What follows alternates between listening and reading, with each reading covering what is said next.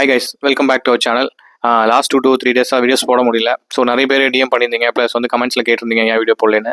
So plus வந்து பார்த்தீங்கன்னா இந்த 2 நாள் வீடியோஸை ஓரளவு கவர் பண்ணிடலான்ற மாதிரி தான் பிளானு. முடிஞ்ச அளவுக்கு உங்களுக்கு ஷார்ட் அண்ட் ஸ்வீட்டாக 2 நாள் கவர் பண்ண பார்க்குறோம். ஸோ ஃபுல்லாக பாருங்கள், வீடியோ பிடிக்கும்னு நினைக்கிறேன். ப்ளஸ் மறக்காமல் சப்ஸ்கிரைப் பண்ணிக்கோங்க. இப்போ தான் நம்ம 200 சப்ஸ்கிரைபர் ரீச் பண்ணியிருக்கோம். ஸோ கொஞ்சம் சப்போர்ட் பண்ணிங்கன்னா நம்ம சீக்கிரம் 1000 ரீச் பண்ணிடலாம். ஓகே, இப்போ வீடியோக்குள்ளே போகலாம். ஸோ ஃபஸ்ட்டு எடுத்ததுமே பார்த்தீங்கன்னா 2 நாளில் நடந்த மிகப்பெரிய டாஸ்க் என்னன்னு கேட்டிங்கன்னா ஈவில் அண்ட் ஏஞ்சல். இந்த டாஸ்க் வந்து பயங்கர பேச்சுவார்த்தையாக இருந்தது. மஞ்சரியோட கேம்லாம் வேறு லெவல், பவித்ரா கொடுத்த டாஸ்க் வேறு லெவலு, சாச்சனா பண்ண விஷயம் அதோட கொடுமையாக பண்ணுச்சு. இந்த மாதிரி ஏகப்பட்ட விஷயம் நடந்தது. ஒருத்தங்க ஈவில் இருந்தே அவங்க டெவிலாக நடந்துக்க முடியாமல் இருந்தாங்க, ஒருத்தங்க ஏஞ்சலாக இருந்து ஏஞ்சலாக இருக்கும்போதே மாறினாங்க. இந்த மாதிரி நிறைய விஷயம் இருக்குது. ஸோ ஒன்று ஒன்றா பார்க்கலாம். இப்போ ஃபஸ்ட்டு இந்த டெவில் அண்ட் ஏஞ்சல்ன்ற கான்செப்டை அம்மா எப்படி பார்க்குறாங்க, அந்த 2 நாளில் வந்து என்ன ஒரு ஐடியா பண்ணியிருக்காங்கன்றதை நம்ம கண்டிப்பாக கேட்கலாம். இந்தாம்மா, இதுல வந்து டெவில் அண்ட் ஏஞ்சல் இதை கொடுத்திருந்தாரு பிக் பாஸ். அதுல வந்து ஒரு சட்ட திட்டத்தை கொடுத்திருந்தாரு. ஏஞ்சல் வந்து எப்படி நடந்துக்கணும், டெவில் எப்படி நடக்கணுங்கிறத கொடுத்திருந்தாரு. அதுல ஃபர்ஸ்ட் அந்த டாஸ்க் கொடுக்கையில மாறினவங்க தீபக், மஞ்சரி, முத்து, ஜாக்லின், சௌந்தர்யா, அப்புறம் அருண், சாச்சனா, இவங்க எல்லாம் வந்து டெவில். அவங்க இன்னொரு ஆப்போசிட்ல வந்து ஏஞ்சல் வந்து ரஞ்சித், பவித்ரா, இதுல வந்து தர்ஷிகா இருந்தா டெவில்ல.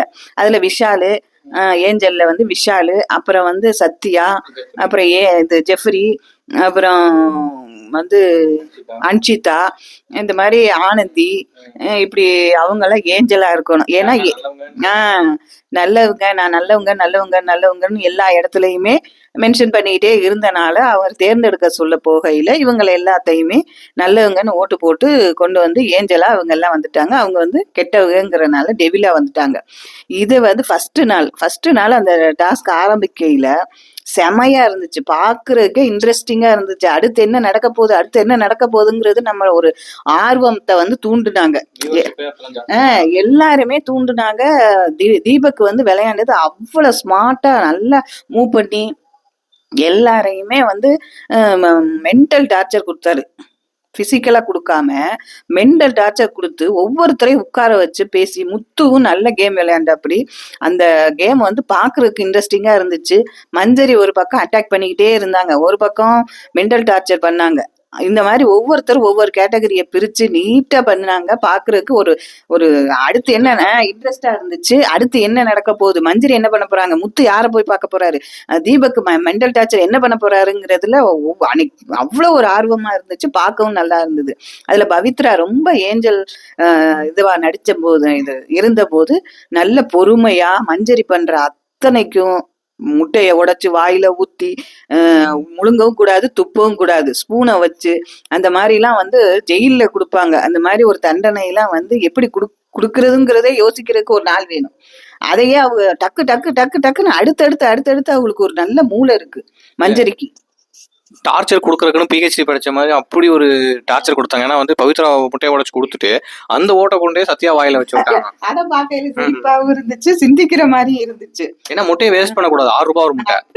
அந்த முட்டை ஓட்டையும் யூஸ் பண்ணிக்கணும்ல, ஓட்டை கொண்டு போய் கரெக்டா சத்தியா வாயில வச்சு சாப்பிட கூடாது, நீங்க வாயை திறந்தபடி இருக்கணும்னு சொன்னதெல்லாம் பார்க்க. அடுத்து பார்த்தா ஒவ்வொரு அவங்கனால எல்லாரும் ஒட்டஞ்சு அன்ஷிதா பண்ண அட்டுழியம் இருக்குதே, பாக்குறதுக்கே சைக்கிள. அப்படி ஒரு அட்டுழியம் பண்ணி அந்த கேமை கெடுத்து எப்படி எல்லாம் கெடுக்கலாங்கிறத யார போர்ட்ரே பண்ணணும், கெட்டவங்களாவே எல்லா வெளி உலகத்துக்கு தெரியணும். இது ஒரு கேம்னு அந்த அம்மாவுக்கு தெரியாதா? இப்படி விளையாண்டாதானே அது ஒரு விறுவிறுப்பா இருக்கும், நல்லாவும் இருக்கும். எல்லாரும் வேற அன்னை தெரசா அன்ஷிதான் வேற பேர் வச்சிருக்காங்க. என்ன நீ இவ்வளவு நடிப்பு நடிக்கிற, இவ்வளவு நடிக்கணும்னு அவசியம் என்ன? கத்துன்னு கத்தி அதை பாக்குறதுக்கெல்லாம் நல்லாவே இல்லை அந்த அன்ஷிதா பண்ணதெல்லாம். சாச்சனாவை குட்டிச்சாத்தான்னு சொல்லிட்டு இதை நம்ம இப்படி சொல்லலாமா? அந்த பிள்ளைய என்ன வேணா பேசலாம், அது சரி, அது ஒரு கேம் தானே, சொன்னா சொல்லிட்டு போட்டுன்னு அந்த பொண்ணுக்கு சப்போர்ட் பண்ற ஆள் இல்லை, அது சரி அப்படின்னு சொல்லிட்டு அது இருந்துருச்சு. இப்படி பண்ணி அது செஞ்சதும் அது டாஸ்காகத்தான் ஆனந்தியை வந்து அந்த மாதிரி செஞ்சதை ஒளிஞ்சு வேணும் செய்யணும், அதுக்கும் ஒண்ணு இல்லை. அது அந்த முட்டையை உடைச்சு கீழே வாயில ஊத்தையில கீழே விழுந்துருச்சு. அது கீழே விழுந்ததை எடுத்து வாயில அப்படின்னு இங்கே எல்லாம் அப்படி பண்ணிருச்சு. அது எப்படி பண்ணலாம்னு சொல்லி அந்த பிள்ளைய குட்டிச்சாத்தான்னு சொல்லி அவ ஒரு கேம் விளையாண்டுச்சு. அந்த இடத்துல வந்து அன்ஷிதா பண்ணது ஒரு கேம் தான், அதை யாருமே மதிக்கல. விட்டுருங்க, அவங்கள விட்டுருங்க அப்படின்ட்டாங்க. அப்புறம் முத்து வந்து ஜெஃப்ரிய பிடிச்சி இது பண்ணது, அவனுக்கு ஒரு டென்ஷன் ஆகி எல்லாத்தையும் அவுத்து போட்டு வடிவேலு மாதிரி ஓடி போயிட்டேன். என்னால முடியாது, என்னால இப்படி பண்ண முடியாது.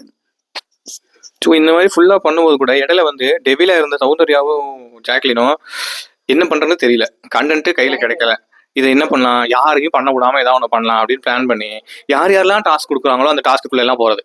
போய் போய் உங்களுக்கு எல்லாம் மனசாட்சி இல்லையா, இந்த லோகத்துல நல்லவங்களே இல்லையான்ற மாதிரி போய் கேட்டு தர்ஷிகாவோட கேமையும் கெடுத்து விட்டாங்க. அந்த ஜெஃப்ரியோட கேம் அவன் வந்து 100-130 தூப்பான போட விட்டாங்க. அதுவும் பாவம் அவனால சொல்ல முடியல, முட்டிலாம் காலியா இருக்கும், தொட வலி வேற தாங்க முடியாது, நடக்க முடியாது. வேஷம் போட்டு தர்ஷிகாட்ட பேசுனாங்கல்ல, அப்பவே அவன் 10 முக்கி போட இல்லையே சொல்லியிருக்கலாம்ல, இதெல்லாம் நல்லதுக்கு இல்ல, இதெல்லாம் எதுக்கு போட வைக்கிறீங்க அப்படின்னு நல்லவங்களா இருந்தா பேசியிருக்கணும்ல. 132வது கவுண்ட் வரைக்கும் சும்மா இருந்தா அன்சிதா. அதுக்கப்புறம் தான் ஜாக்லினும் அன்சிதா போய் இதெல்லாம் தப்பு, இப்படி பண்ணக்கூடாது, அவனுக்கு ஆல்ரெடி கால் வலி. அது என்ன 130 வரைக்கும் உன் கண்ணு எங்க இருந்தது கேட்டிருக்கணும்ல. ஃபர்ஸ்ட் 10ன்னு வரும்போது இல்லமா 10ஓட முடிச்சுக்கோ, உனக்கு டாஸ்க்கு நீ ஒரு பனிஷ்மெண்ட் கொடுத்தா அதோட விட்டுரு. அதுக்கு மேல போறதெல்லாம் மனிதத்தன்மை அற்ற செயல். நீ பண்ணாதான் உனக்கு ஆல்ரெடி ப்ராப்ளம் இருக்கு. யாருக்காருனா 100க்கு மேல போடுறது தாங்கவே முடியாத ஒரு விஷயம். அவனே உடஞ்சு அழுதுட்டேன், ரொம்ப ஸ்போர்ட்டிவா எடுத்துக்கிற பையன், அவனே அழுதுட்டேன், என்னால முடியல சார், என்னால முடியல. யாருனாலே முடியாது, சான்ஸே இல்லை, ஆல்ரெடி அவனுக்கு லெகமெண்ட் ஆயிருக்கு. அதோட பிளஸ் வந்து 130ன்றதெல்லாம் வந்து அசாத்தியமான ஒரு விஷயம். எப்படின்னா கால் ஆங்கிள் உடச்சு ரன்னிங் ரேஸ் ஓடின மாதிரி அந்த அளவுக்கு ஒலிக்கும். அது வந்து முடியவே முடியாது. அதுக்கப்புறம் போட்டுட்டு தர்ஷிகா ஒரு ஆக்டிங், எனக்கு தெரியாதாடா, எனக்கு இந்த வீட்லயே ஒன்று தாண்டா பிடிக்கும், இப்படி பண்ணிட்டு இது என்னடா இப்படி கேம் மாற்றி விட்டாங்க அப்படி சொல்லி வந்து ஒருத்தங்களை பழி வாங்குறதுக்குனே அவங்க வந்து பிளான் பண்ணி பண்ற மாதிரியா தான் தோணுது. செகண்ட் ஏற்கனவே தர்ஷிகா பண்றது பார்க்க சைக்கிள், அவங்க கேமே முடிஞ்சு போச்சு, அவங்களுக்கு ஒண்ணுமே இல்லை அங்க உள்ள பிக் பாஸ்க்குள்ள. அவங்க கேம் விளையாடுறதுக்கு ஒண்ணுமே இல்லை, அவங்க என்ன விளையாடுறாங்கன்னு தெரியாம விளையாடுறாங்க. அது நாங்க அன்சிதா தான் எவிக்ட் ஆவாங்கன்னு நினைக்கிறோம் இந்த வாரத்தில். பட் எனக்கு என்னமோ போற போக்கெல்லாம் பார்த்தா தர்ஷிகா தான் பிடிச்சி பிச்சு வீசிடுவாங்க போல. வெளியே கேட்டேன், இப்பவே வெளியே போவாங்க அப்படின்னு சொல்லுவாங்கன்னு நினைக்கிறேன். ஏன்னா ஒண்ணுமே இல்லை, சும்மா லைக் வந்து ஒரு சொந்தக்காரங்க வீட்டுக்கு போனா நம்ம எதுவுமே பண்ணாம அப்படி சும்மா அப்படி இருப்போம்ல, அந்த மாதிரி அந்த அம்மா இருக்காங்க. ஜாலியா எந்த வேலையுமே பார்க்காம ரூல்ஸ் எல்லாம் பிரேக் பண்ணிக்கிட்டு, அதனால என்ன பிரச்சனை வந்தா நமக்கு என்னன்ற மாதிரி சுத்திக்கிட்டு இப்படிதான் இருக்காங்க. இந்த மாதிரி வீடு எங்கேயாவது இருந்தா சொன்னா நம்ம போய் தவிக்கலாம். தலைவலி அருண் பேசுனதெல்லாம் காது கொடுத்தே கேட்க முடியல. யாரு பேசுறது, அந்த விளையாட்டுக்கு என்ன விதிமுறையோ அதுக்கு உட்பட்டு ஒருத்தர் மஞ்சுரி விளையாண்டுகிட்டு இருக்காங்க. அதை மீட்டிங் பேர்ல வச்சுக்கிட்டு மஞ்சுரியை என்னென்ன கேவலமா பேச முடியுமோ அது எல்லாத்தையும் பேசுறாரு. இவருக்கு யார் இந்த அதிகாரத்தை கொடுத்து இவ்வளோ ஒரு பொண்ணை பத்தி இவ்வளவு பேசணுங்கிறது, இவருக்கு யாரு ரைட்ஸ் கொடுத்தான்னு தெரியல. ஜாக்லின் சௌந்தர்யாவும் தியாகிய மாதிரியும், அவன் என்னமோ மஞ்சுரி ஏதோ சட்டத்துக்கு உட்பட்டு நடக்காம ஏதோ சட்டத்தை அவங்களே கையில எடுத்து நடந்த மாதிரி. யார் இந்த விதிக்கு உட்படாம செஞ்சவங்க, விதியை மீறி செஞ்சவங்க, என்னென்னமோ தீபக்கும் போட்டு சொல்லிட்டே இருக்காரு. அது காது கொடுத்து கூட கேட்க மாட்டேங்க அருண். நம்ம பிடிச்ச முயலுக்கு 3 காலுன்னு பேசுறாரு, அது வந்து கேட்கறதுக்கு நல்லா இல்லை. அதே மாதிரி முத்துவையும் அவமானப்படுத்திக்கிட்டே இருக்கிறாரு. அது எதுக்கு படுத்துறாருங்கிறதே புரியாம படுத்துறாரு. அவரை வந்து டம்ப் பண்ணி அப்படி உட்கார வைக்கணும் முத்துவை, அவரை விட நம்ம மேல போகணும் அப்படின்னு நினைக்கிறாரு. அதுக்கு முதுகுல குத்தக்கூடாது, நேராவே பேசி நேராவே நடக்கணும், அதுதான் அங்க கேம். இன்னொரு ஆப்ஷன் என்னன்னு கேட்டீங்கன்னா, மோஸ்ட்லி அடுத்து பாத்தீங்கன்னா ஃபர்ஸ்ட் டே இதெல்லாம் நடந்தது. அதாவது ஈவில் ஏஞ்சலை வந்து அப்படியே நெக்ஸ்ட் டேவை ஸ்வாப் பண்ணி விட்டாங்க. யார் யாரெல்லாம் டெவிலா இருந்தீங்களோ அவங்க எல்லாம் ஏஞ்சலா இருந்தவங்க எல்லாம் டெவில் அப்படின்னதுமே பயங்கரமா இருந்தது. அது என்ன எதுவும் சொல்லுவாங்கம்மா. அதுல ஏஞ்சல் வந்து சாச்சனா ஒழுங்காதான் விளையாண்டுச்சு. ஆனா அவங்க வந்து சத்யாவும் ஜெஃப்ரியும் பண்ணதெல்லாம் அடாவடித்தனத்துலயும் அடாவடித்தனம், ரொம்ப அடாவடித்தனம் பண்ணி சத்யாலாம் மஞ்சரிக்கிட்ட இருந்து அப்படி புடுங்குறாரு. எதுக்கு புடுங்குறீங்க, காரணம் இல்லாம என்ன? இதுல பிக் பாஸ் மேலேயே தப்பு இருக்கு. பிக் பாஸ் வந்து அந்த பாட்டு போடக்கூடாது. எப்படி ஒருத்தட்ட வந்து இப்படி புடுங்குவாளா? அவங்களுக்கு உட்பட்டு அவங்க அழுகாம அவங்க ஒரு உணர்வுகளை வெளிப்படுத்தாம இருந்தா தானே. நீங்க பேசிக்கிட்டே இருக்கிறீங்க, அவங்க பேசாம இருந்தாலும் புடுங்குறீங்க, பேசினாலும் புடுங்குறீங்க. அப்படி அத வந்து அந்த ஹார்ட்டை வந்து அப்படி பறிச்சு வச்சுக்கிறாரு சத்யா வாங்கினதெல்லாம் உண்மையானதே கிடையாது. அவர் எந்த எஃபெக்டும் போடாம அவங்க சும்மா நிக்கிறாங்கிறதுக்காக அவங்கள மிரட்டி, இந்தா நீங்க அழுதுட்டீங்க, இந்த சிரிச்சிட்டீங்க, இந்த அதை பண்ணிட்டீங்கன்னு சொல்லி சத்யா புடுங்குறாரு. அதே ஜெஃப்ரி அந்த பொண்ணு சாச்சனா கிட்ட இருந்து அது எதுவுமே பண்ணல, அது தெளிவா நிக்குது. நீ இந்தா பாரு பிரமோக்காய் நீ சுத்துற அப்படின்னு சொல்லிட்டு அந்த பிள்ளைகிட்ட இருந்து கையை 2 பேர் அதை பிடிச்சி இழுத்து அந்த ஹார்ட்டை புடுங்குறேன். அது அதுக்கு ஒரு பாட்டு போடுறாரு பிக் பாஸ் பண்ற வேலைதான். அவங்க நம்ம செய்யறது நாயான்னு நினைச்சு பண்றது, அப்படி கிடையாது. விளையாட்டுனா எது விதி இல்லைங்கிறத தீர்மானிச்சு அது பாட்டு போடலாமாங்கிறத அவங்களுக்கு சுட்டி காட்டணும். இதுல பிக் பாஸே தப்பு பண்ற மாதிரி தெரியுது. ஏன்னா இப்போ வந்து அது வந்து முறையில்லாத ஒரு செயல்னா அப்பவே அனௌன்ஸ் பண்ணிடணும்.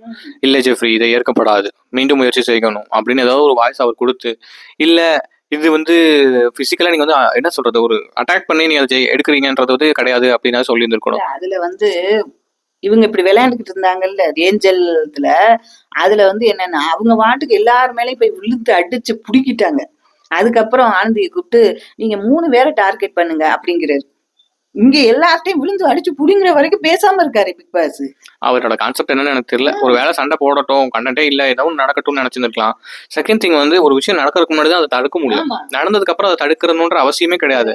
இன்னொரு டைம் நடக்காம இருக்க ரூல்ஸ் தான் போடணும். இது நடந்ததுனால இந்த ரூல்ஸை நான் கொண்டு வரேன்ற மாதிரி இம்ப்ளிமெண்ட் பண்ணலாமே தவிர அதில் நடக்கிற அசம்பாவிதத்துக்கு யாரும் பொறுப்பாக மாட்டாங்க. ஸோ செகண்ட் இன்னொன்று பார்த்தீங்கன்னா பெஸ்ட் பெர்ஃபார்மர் ஒர்ஸ்ட் பெர்ஃபார்மர்ன்ற ஒரு டாஸ்க் கொடுத்து தான் கேப்டன்சிக்கு எடுப்பாங்க. அதில் பெஸ்ட் பெர்ஃபார்மராக மஞ்சரி கொடுத்தது தான் எனக்கு தெரிஞ்ச வரைக்குமே டிஸ்டர்வ். ஏன்னா அவங்க வந்து அந்த வேஞ்சல் டெவில் டாஸ்கையே வேற லெவலுக்கு கொண்டு போனாங்க. அந்த ஒரே ஒரு டாஸ்க் வச்சு செம்ம ஃபைட்டிங் சொல்லியே பண்ண. நான் வந்து கெட்டவனா தான் இந்த எப்படி சொல்ற இந்த பிக் பாஸ்ல நான் தான் இருக்கல வில்லியன் வரப்போறேன்ற சொல்றதுக்கு ஒரு தைரியம் வேணும். ஏன்னா எனக்கு கெட்ட பேர் கிடைச்சாலும் பரவாயில்லன்னு சொல்றதுக்கு ஒரு தைரியம் வேணும். ஏன்னா அந்த தைரியம் இல்லாத பல பேர் நடிச்சிட்டு இருக்காங்க. நடிக்கிறது அப்படி ஒரு மூஞ்சில வந்து ஒரு குழந்தை தன்மையை வந்து உருவாக்கி அதுலயே இருக்கிறவங்க நிறைய பேர் இருக்காங்க. ஆனா நான் வில்லி தான் சொல்லும்போது ஒரு ஃப்ரீடம் இருக்கும் அவங்களுக்கு. அந்த ஃப்ரீடம் யூஸ் பண்ணி நல்லாவே வந்து அவங்க மேல போயிடலாம். எனக்கு தெரிஞ்சு பெஸ்ட் பெர்ஃபார்மரா கொடுத்தது மஞ்சரி கேரக்டர். கேப்டன்சி டாஸ்க்கு நடக்கிறதுக்கு முன்னாடி இந்த 4 பேர் யாருன்னா தீபக், பவித்ரா, அப்புறம் மஞ்சரி, அவங்க பேர் என்ன ரஞ்சித். இந்த 4 பேர் ஏன் தெரியுமா பெஸ்ட் பெர்ஃபார்மன்ஸ்ல வந்து டெவில்ல 2 பேரு, ஏஞ்சல்ல 2 பேரு. ஸோ இப்படி 4 பேரை பிரிச்சு தண்ணி கேன்ல அங்கங்க ஓட்ட போட்டு அதை வந்து கட்டையை வச்சு அண்டை கொடுத்து வச்சிருந்தாங்க. இதுல யார் எடுத்து தண்ணி வெளியே போய் லீக் ஆகி ஃபர்ஸ்ட் தண்ணி ட்ரை ஆகுதோ அவங்க தான் வந்து தோத்தவங்க அப்படின்னு கொடுத்தாங்க. கடைசி வரைக்கும் யாரோட தண்ணி இருக்கோ அவங்க வின்னர் அப்படின்னு போது அங்கங்கன்னு எடுத்து கடைசியில் பார்த்தோன்னா தீபக் வந்து ரஞ்சித்துக்காக சப்போர்ட் பண்ணி எல்லாத்தையும் பவித்ராவோடதையும் சரி மஞ்சரியோடதையும் சரி கம்மி பண்ண பார்த்தாரு. கடைசியில் மஞ்சரி காண்டாயிட்டு எல்லாத்தோடதையும் தள்ளி விட்டு வீசி செம்ம ஃபைட் நடந்து கடைசியில் ஒரு வழியா வந்து தீபக்கோட சப்போர்ட்னால ரஞ்சித் ஜெயிச்சாரு. ரஞ்சித்தா எதுவுமே பண்ண கிடையாது. ஆனா மஞ்சரி வந்து உண்மையா விளையாண்டாங்க. பொய்யா விளையாண்டது தீபக்கும் பவித்ரா இது பாட்டுக்கு யாருக்கு சப்போர்ட் பண்ணாம அது ஜெயிக்கணும் விளையாண்டுச்சு. ஆனா தீபக் வந்து வேற மாதிரி விளையாண்டாரு. தீபக் வந்து ரஞ்சித்தை ஜெயிக்க வைக்கணும்ன்ற பிளான்ல ஜெயிக்க வச்சு அந்த மஞ்சரியை போட்டு தள்ளி பாவம் பவித்ரா ரயான் என்ன பண்ணாரோ அதை விட 3 மடங்கு தள்ளி விட்டு சண்டை போட்டது வந்து தீபக் தான். அவர் இப்படி பிடிச்சாலே தவிர வேற எதுவும் பண்ணல. இவங்க பிடிச்ச பனின்னு பிடிச்சி இழுத்து அந்த பக்கம் தள்ளி இந்த பக்கம் தள்ளி அதாவது ஆக்ரோஷம் தேவையில்லை. ஸோ இப்படிதான் நடந்தது. ஃபைனலா ரஞ்சித் தான் கேப்டன்சி டாஸ்க் வின் பண்ணிட்டாரு. அவர் தான் next week captain. So second thing என்னன்னு கேட்டிங்கன்னா ஜெஃப்ரிக்கு வந்து பெருசாக இம்பார்ட்டன்ஸ் தரமாட்டாங்க டீம்மேட்ஸ். அதாவது என்ன சொல்கிறேன்னா ஹவுஸ்மேட்ஸ் வந்து பெருசாக அவங்களுக்கு சப்போர்ட் கொடுக்காதனால அவர் சொல்கிற பாயிண்ட்டை எடுத்துக்க மாட்டேறாங்க. அவருக்கு ஒரு ரெஸ்பெக்ட் கொடுக்க மாட்டாங்க. அவர் கேப்டனாக கன்சிடர் பண்ண மாட்டேன்றாங்கனால நான் வேணா என்னோட ஃபோட்டோவை எடுத்துட்டேன்டா அப்படின்ற நிலைமைக்கு அவர் பண்ணிட்டார். ஏன்னா தர்ஷிகா வந்து வேணும்னே ஒரு இடத்துல நின்று சமைக்கிறாங்க. அந்த இடத்துல நிற்கிறது தப்புன்னு அவங்களுக்கு தெரியும். அப்போ விஷால் சொல்றாரு பவித்ரா வந்தா திட்டுன்னு இந்த பக்கம் வந்து நின்றுக்குவான். நீ பண்றது தப்பு போமான்னு சொல்லாம கூடயே நிக்க வச்சு இந்த பக்கம் இருந்து அந்த பக்கம் போ, அந்த பக்கத்துல இந்த பக்கமான்னு சொல்லி ரவுண்டு கட்டி ஜெஃப்ரியை மதிக்க மாட்டேங்கிறானா. ஜெஃப்ரி ஃப்ரெண்டுங்கிற பேர்ல 4 பேரோட சுத்திக்கிட்டு இருக்கா. அப்படி இல்ல அது வந்து அதனால அட்வான்டேஜ் எடுத்துக்கிறா எல்லாரும். ஸோ இப்படிதான் போய்கிட்டு இருக்கு. முடிஞ்ச அளவுக்கு 2 நாள் என்னென்ன கொஞ்சம் இன்ட்ரெஸ்டிங்கான விஷயம் இருக்குமோ அதெல்லாமே நம்ம கொடுத்துருக்கோம். ஸோ முடிஞ்ச அளவுக்கு வீடியோ ஃபுல்லா பாருங்க. பிளஸ் பண்ணவங்க நல்லா இல்ல, ஃபர்ஸ்டா பண்ணது நல்லா இருந்துச்சு. அந்த ஈவில் ஏஞ்சல் டாஸ்க்ல ஃபர்ஸ்ட் டே நல்லா இருந்தது. செகண்ட் டே வந்து அந்த ஃபர்ஸ்ட் டேக்கு வந்து எப்படி சொல்றது அது நடந்ததுக்கான பிரதிபலனை அவங்க திருப்பி கொடுத்தாங்க. அவங்க கேம் எல்லாம் விளையாண்ட மாதிரி இருக்காது. ஏன்னா வந்து நீ என்ன பண்ணினா நான் உன்னை திருப்பி பண்றேன்ற மாதிரி தான் அவங்க பண்ணாங்க.